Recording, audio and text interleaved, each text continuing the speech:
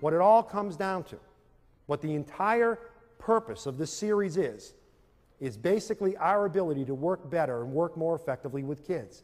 And whenever anybody comes to a workshop like this, somewhere in the beginning, middle, or end of the workshop, the speaker says, you've got to work on the child's self-esteem. How do you do that? How do you build the child's self-esteem? Well, I've come up with an analogy that I think works. In order to build a child's self-esteem and work on a child's self-esteem, I would ask you to think of self-esteem as being poker chips. Self-esteem is basically poker chips. If you've got a good self-esteem, a strong self-esteem, you've got a lot of poker chips. And if you've got a poor self-esteem, a low self-esteem, you don't have many poker chips. Simple as that. Let's talk about two children who go to the school that your child goes to. These two children go to every school in the country. One child is named Joe Cool. Joe Cool has tons and tons and tons of poker chips. How did he get all those poker chips? By good things happening to him. When good things happen to you, you get poker chips. Captain of the football team, he has 10,000 poker chips. Voted king of the homecoming dance, he has 15,000 poker chips. Get your picture in a paper for scoring the winning touchdown, he has 12,000 poker chips. This kid's got millions and millions of poker chips. He's had a charmed life, God bless him. He feels great about himself, and he should. Now, you also lose poker chips when bad things happen to you. You go to the prom, Joe Cool goes to the prom with the best-looking girl on campus, 20,000 poker chips. Prom night comes, he's got a pimple on the end of his nose. He loses 3,000 poker chips, but he still has a net gain of 17,000 poker chips. He's still 17,000 poker chips ahead. And this kid goes to school every day with his baskets and bags full of poker chips. And sitting next to him is Larry, the learning disabled kid. Larry, the learning disabled kid, has poker chips like this. This is it. This is all he's ever gotten. Never been voted captain of anything. Didn't go to the prom. Never been on a team. Never got on 100 in a test. Didn't blow the top off his SATs. Didn't even take his SATs. He's got a stack of poker chips like this. And now with the inclusion movement, we make those two kids go to school together and compete against each other in the games of school. I would submit to you that that's not fair. I would submit that that's not fair. Anybody play poker here? Do we have any poker players here? Sir, Chris, could you join me up here? Would you mind? Suppose, Chris, I were to ask you if you wanted to play poker. And I said, Chris, here's basically the deal. You're going to have this many poker chips, okay? I'm going to have, here you go, I'm going to have all the poker chips in the Western world. I have basically 10 million poker chips back there. I'm going to play poker against you. What would be your first response? Would you want to play? I don't think so. Okay, his first response would be, I don't want to play. What do we think the learning disabled kid is saying to us when he says, I don't want to go to school today, Ma? Don't make me go. I got one of those stomach aches again, Ma. Don't make me go. Please don't make me go to school today. What's he saying to you? He's saying, I don't have enough chips to get in the game.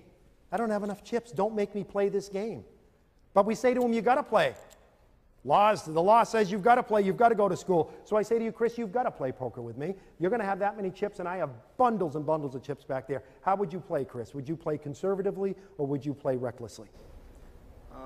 Probably recklessly. Probably recklessly. He would be one of those that would say, I'll bet the whole thing. I don't care.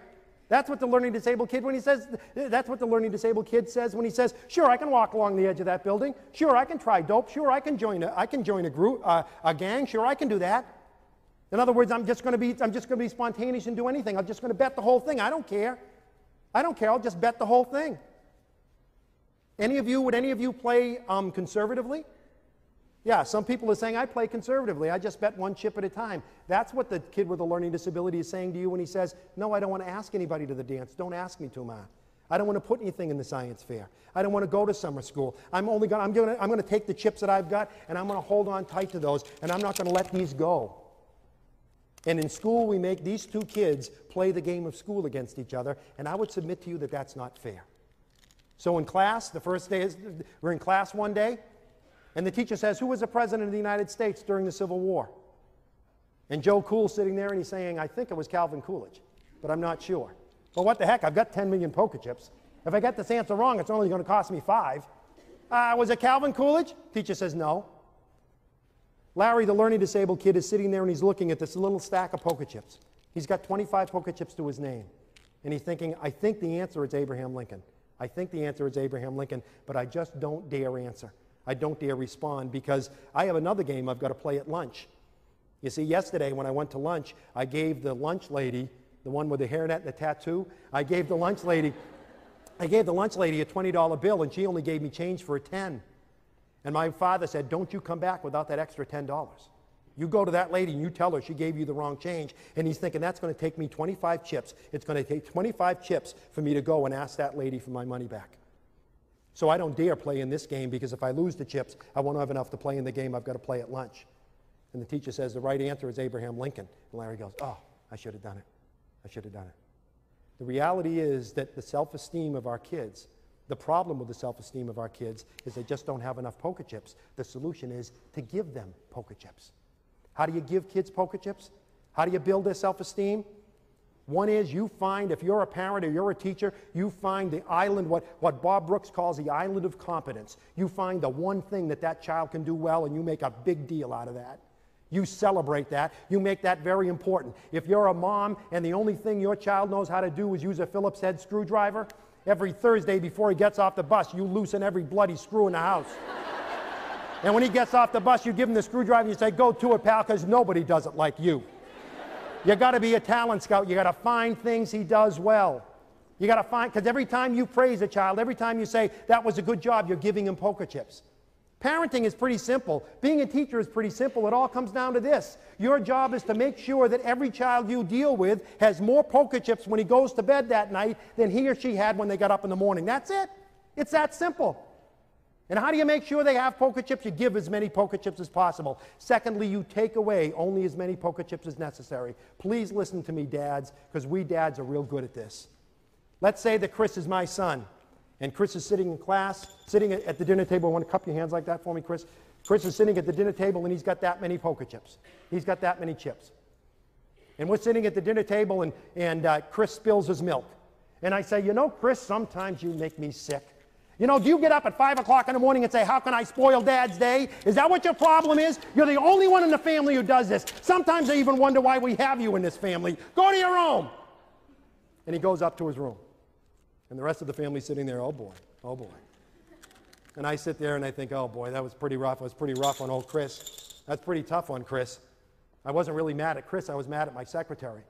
So I should go apologize to him. So I go up and I sit in the edge of Chris's bed, and I stroke his hair and I say, gee, Chris, I'm sorry, pal. I shouldn't have yelled at you that way. I shouldn't have yelled at you that way.